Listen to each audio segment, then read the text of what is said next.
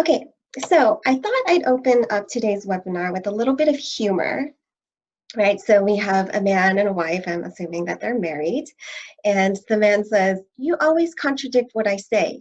And she goes, "No, I don't."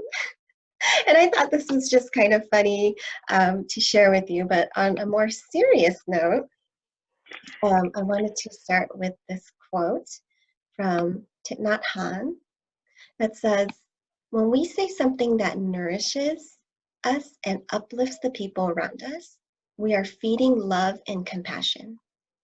When we speak and act in a way that causes tension and anger, we are nourishing violence and suffering."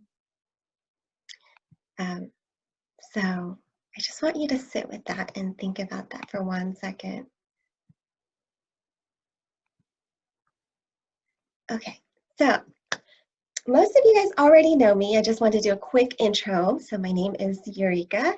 Most of you guys know me from the Mindful Life Summit. And here I have a picture of my friend Dave Potter. And as you guys know, I did a 21-day series on mindfulness and different kinds of life challenges. I am also a certified life coach, and I focus in the areas of mindfulness and empowerment. I'm also in the process of getting my relationship coaching certification and my master practitioner certification in neuro-linguistic programming. And I also write articles and featured and published in Tiny Buddha, Medium, and other platforms. So I also wanted to share some interesting things about me that you might not know about me, is that I'm actually a chocolatier also, and I make gourmet dark chocolate. And so this is just a picture of something that I do. It's kind of a side hobby and gig. And maybe another thing that you don't know about me is that full-time, I'm actually a school teacher for blind kids. And so I work at a school and I teach technology with blind kids. And can you imagine at this time we are all trying to get them using Zoom. So that's what I do. It's my full-time job. And if you don't already know, and I'm sure you guys already know, I love cats.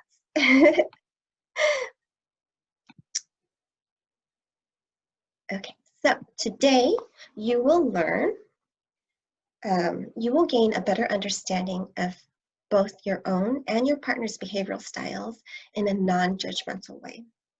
You'll learn to empower yourself to communicate in a respectful, effective, and receptive way that can really open up positive conversation, right? And you're also going to learn how to take things a little bit less personally in order for you to be less reactive and then take steps to be more proactive. And so you might be thinking, well, I'm just not a good communicator. You know, when people are so direct and short, I tend to take it personally.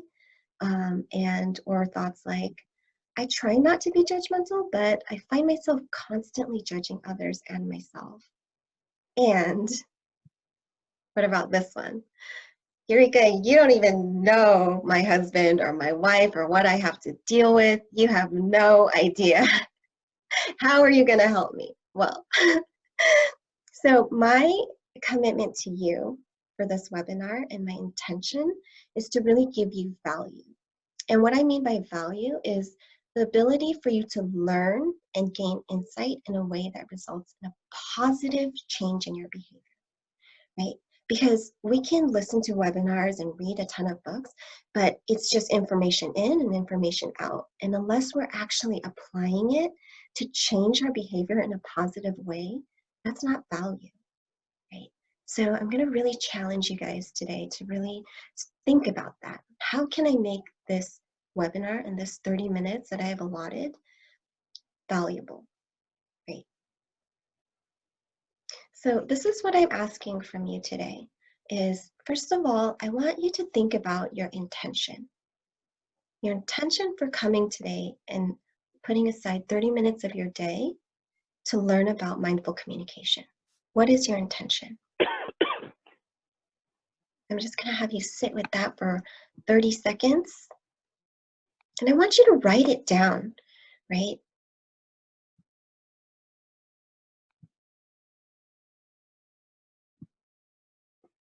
Okay, you guys good with that?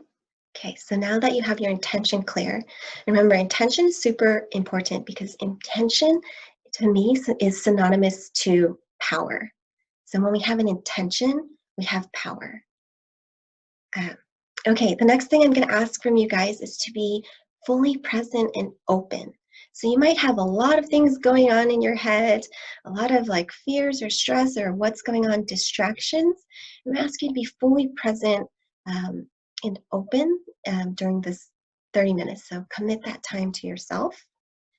And lastly, as I mentioned before, application and practice. So start to think about how can I start to incorporate this and practice this so it becomes part of my being, right? I am always saying that anything we start is like a muscle, right? We have to keep practicing it and building that muscle, and that we think about like going to the gym. I guess we can't go to the gym anymore, but like working out, right? You're not going to get six-pack abs or like really buff by just doing nothing. You have to start to incorporate it. Or you can't get six-pack abs or get really buff by reading a whole bunch of fitness books. You actually have to do it. So, I want you to start thinking about the application and practice.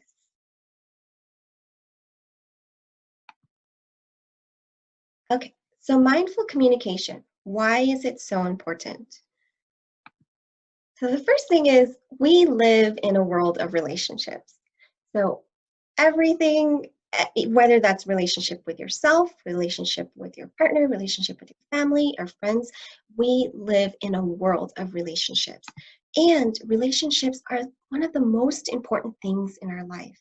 So we're not meant to be here living alone and secluded in isolation, although that might be temporarily the case, but we can still be connected in ways such as this, like over Zoom, over phone calls, and soon again in person. And so I just want to I want you to really think about that. Like we live in a world of relationships, and relationships are so important. We cannot live alone, right? And many of us are quarantined currently with our partner or our family members, which could cause a lot of stress and strain in our relationship. I think here in the Bay Area, we are going about we're in our second week of quarantine, and I'm just hearing people are just starting to lose it. They are like on the brink of, you know, getting really frustrated. And I think it's so important, even now, it's even more important, right? That we don't destroy our relationship. And so I'm so glad that you guys are here today because what you're going to learn is going to really change and give you a different perspective of how to be able to communicate with the people that you may be quarantined with. And then lastly, it's so important so that once we're able to be mindful about our own communication, then we can be not reactive, like not reacting to other people or the environment, and we can start to take steps to be proactive. We can learn to be more mindful with our communication by understanding other people's behaviors.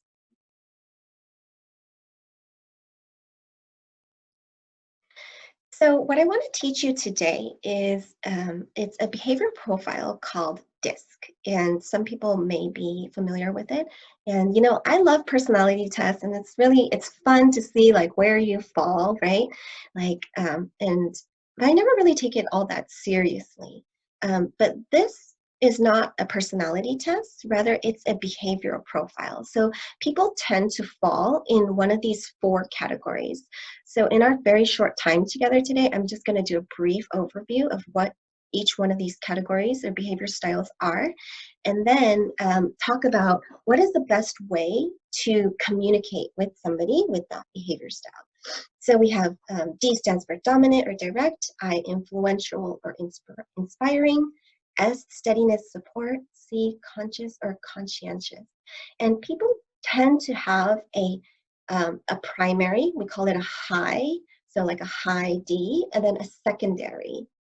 So they may be like a high D with a secondary I, influence and inspiring. So we're just going to briefly go over some of these styles.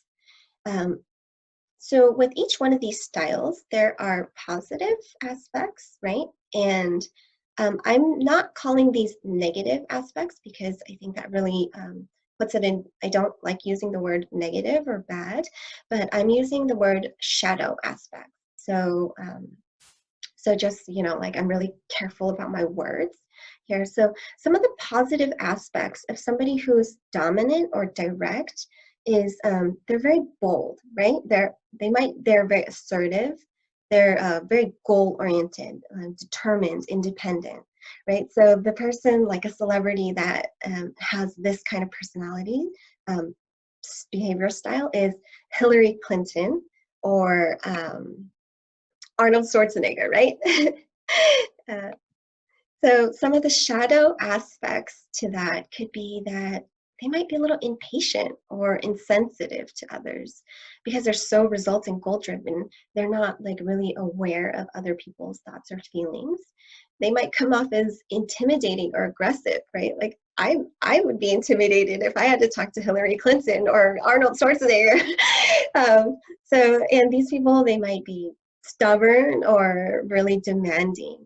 And so it's kind of cool to see like how some of the positive aspects, but also looking at some of the shadow aspects to understand where like too much of dominance or too much of direct can come off as some of these shadow aspects.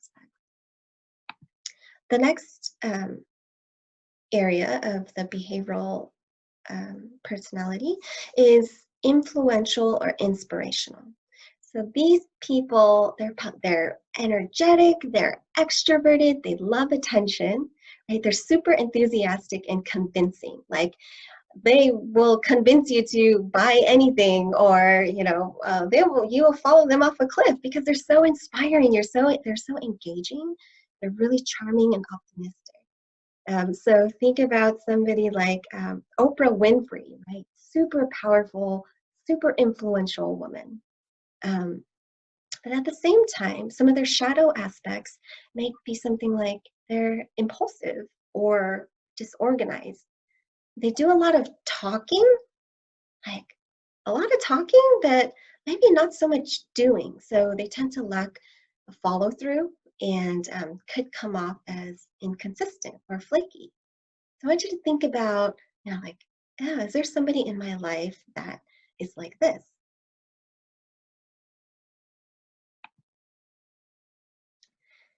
The third style is steadiness and supportive. So an S style, some of their positive aspects or attributes is that they're really stable and consistent. Right? They're really good listeners. They're patient, loyal, and kind. Some people, celebrity or famous people with this style as like Mother Teresa, Gandhi, right? These people often dedicate their entire lives to a cause that they believe in. And are there shadow aspects to Gandhi or Mother Teresa?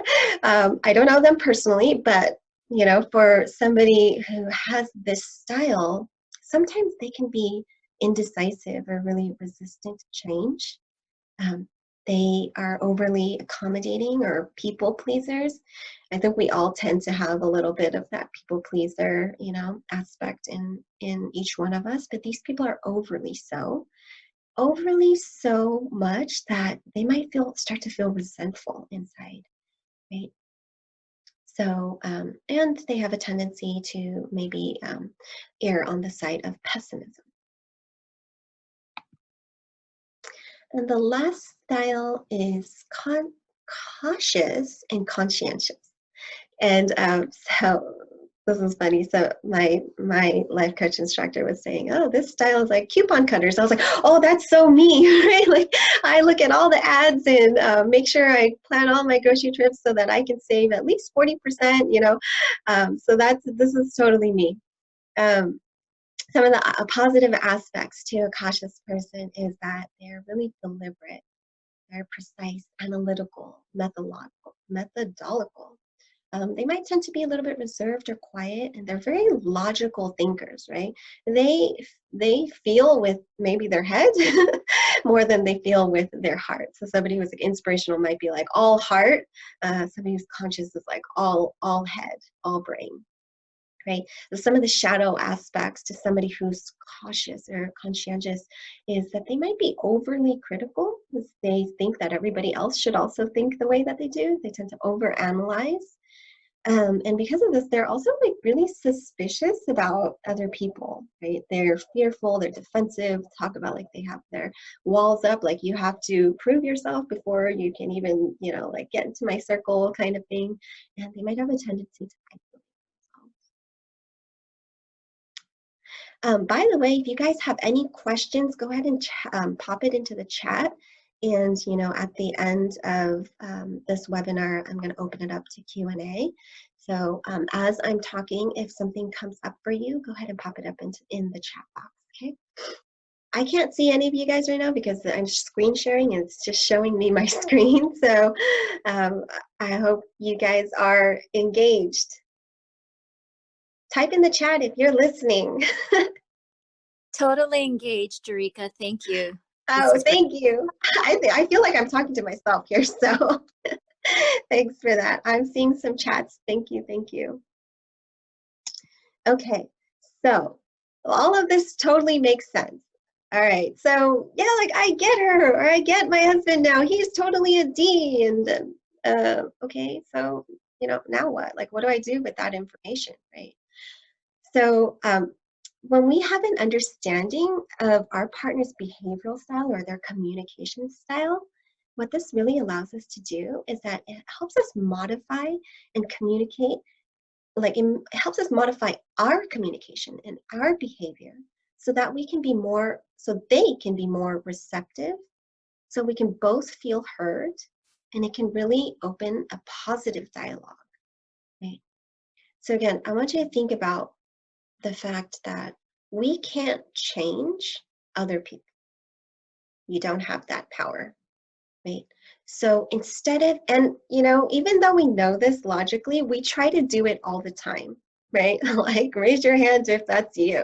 Like everybody's hand should be raising. I wish this person was more this, and they should be more that, right?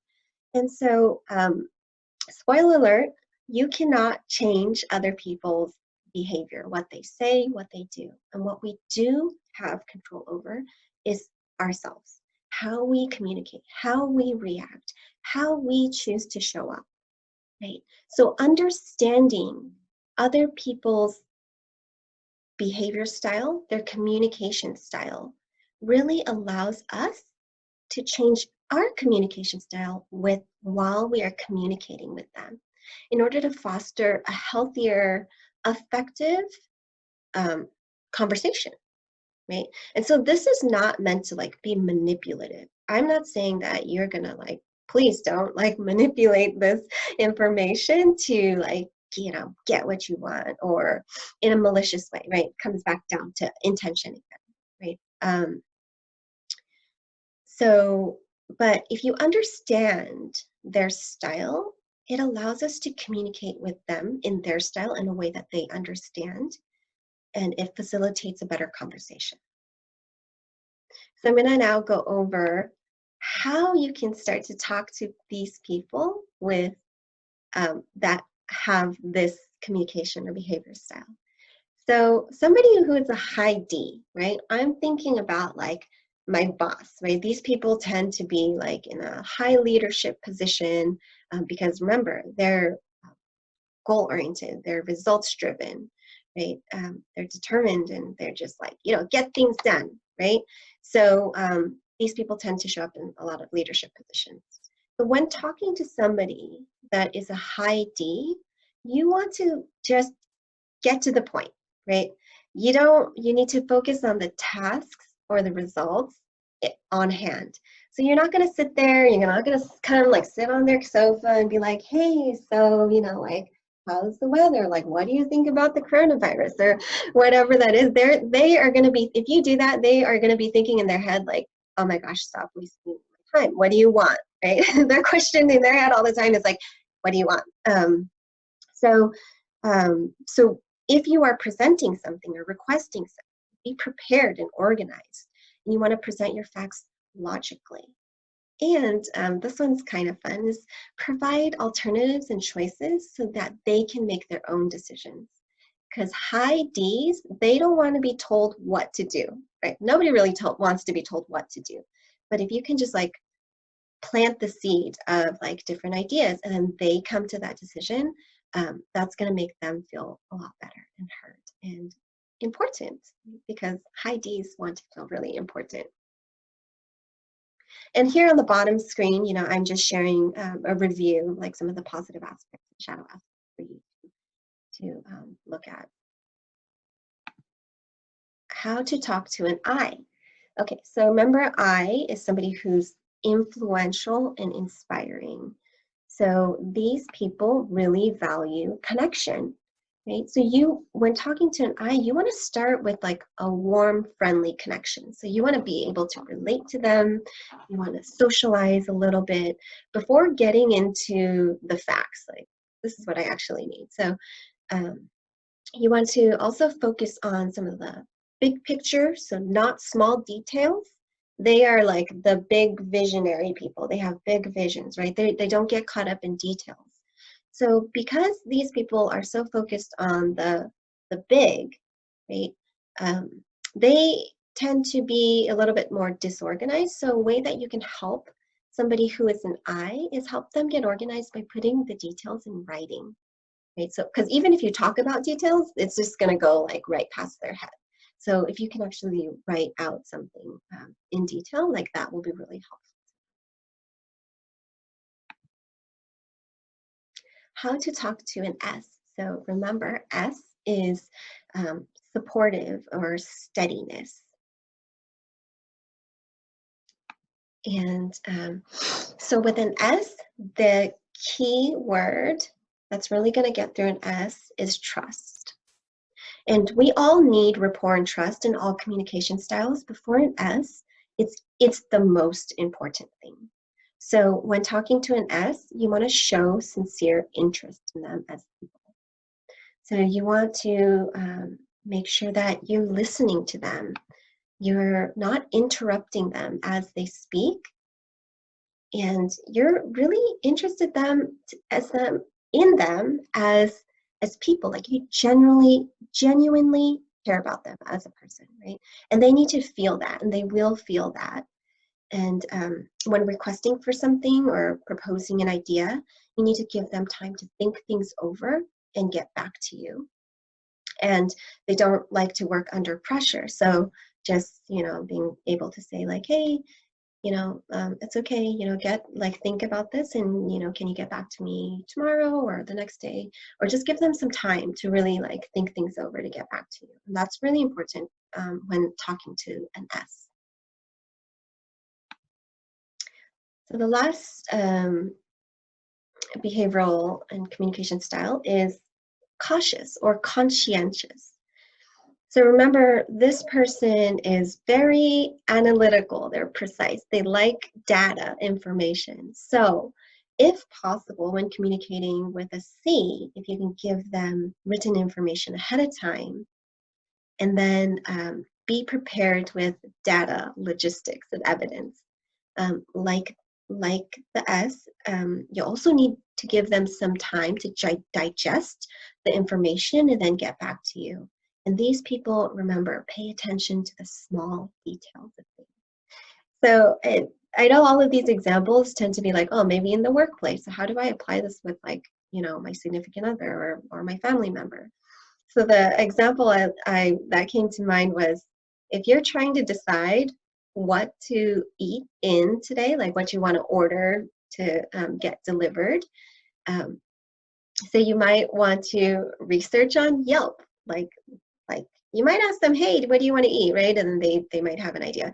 And then you go on Yelp, and then you pick out like 3 restaurants that you want to order out from, that, you know, you did the research, you read the reviews, you looked at their menu, and this is a good restaurant. You're going to give them like, hey, here's 3 choices that I researched, you know, which one do you like? And then they might, you know, say, oh, thanks, let me take a look at it. And then they'll go do their own research and then choose one of the 3, or they might, you know, come up with their own. So that's just an example, a real life example of working or like living with somebody that is a high C. So why is this all important again?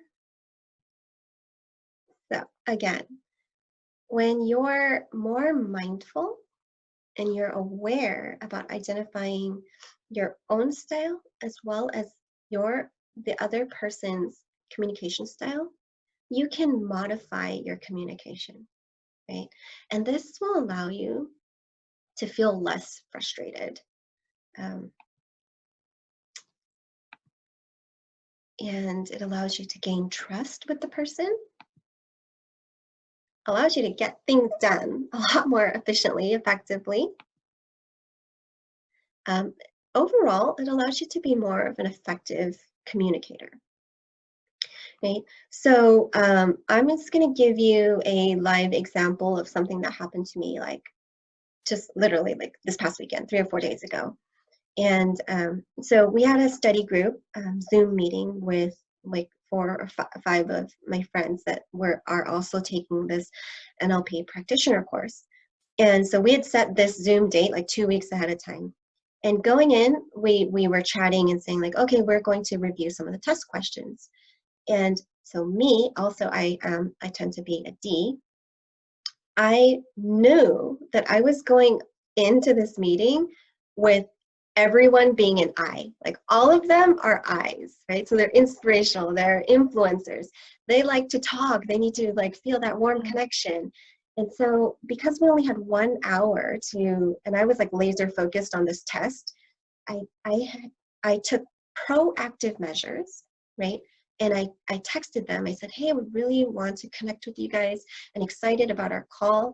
I would love to like connect and chat, but maybe we can limit that to like the first 5 or 10 minutes and then really focus on the test because we only have 1 hour.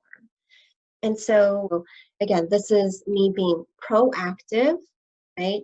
And making sure that we stay on track because otherwise what might have happened was I might have gotten really frustrated. I might have said like, oh my gosh, we said that we were going to,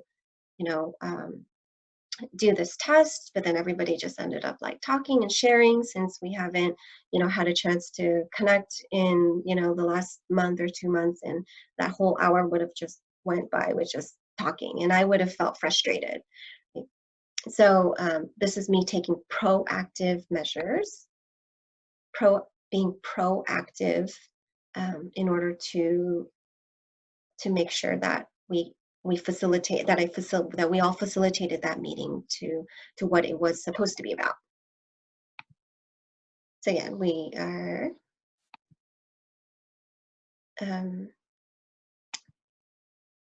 so you get less frustrated, gain trust, get things done, effective communicator, and it really creates more harmony in your relationships.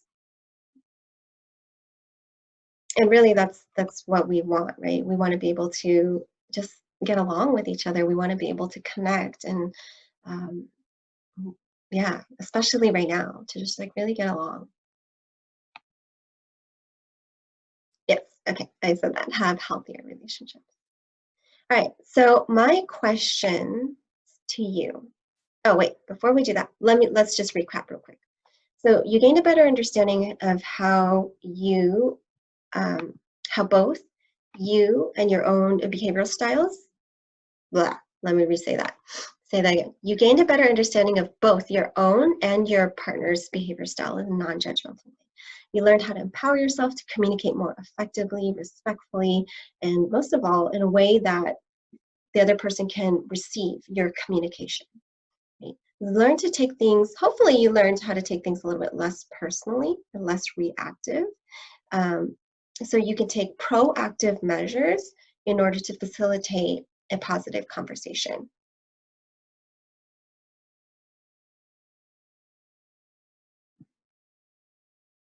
So my question for you today is, can you see yourself using this in the next conversation?